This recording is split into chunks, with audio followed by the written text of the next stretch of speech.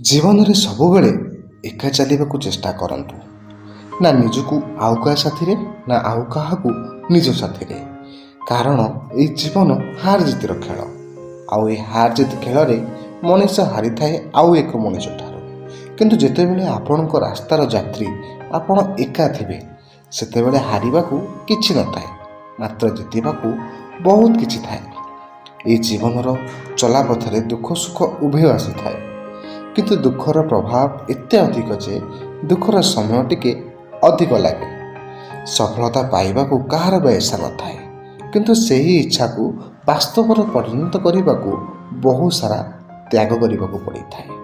ଆଉ ଏହି ତ୍ୟାଗ ଗୋଟେ ମଣିଷ ଆଉ ଗୋଟେ ମଣିଷ ପାଇଁ କରିଥାଏ। ଆଉ ଯେଉଁଠି ତ୍ୟାଗ ଥାଏ ସେଠି ସଫଳତା ପାଇବାର ସୁଯୋଗ ଟିକେ କମ୍ ଥାଏ। ବେଳେବେଳେ ତ ଏହି ତ୍ୟାଗ ପାଇଁ ଆମେ ଦେଖୁଥିବା ସ୍ୱପ୍ନକୁ ଭୁଲିବାକୁ ପଡ଼ିଥାଏ। ଏବେ ଆପଣଙ୍କ ଇଚ୍ଛା, ଆପଣ କେଉଁ ରାସ୍ତାକୁ ନିଜର କରିବେ।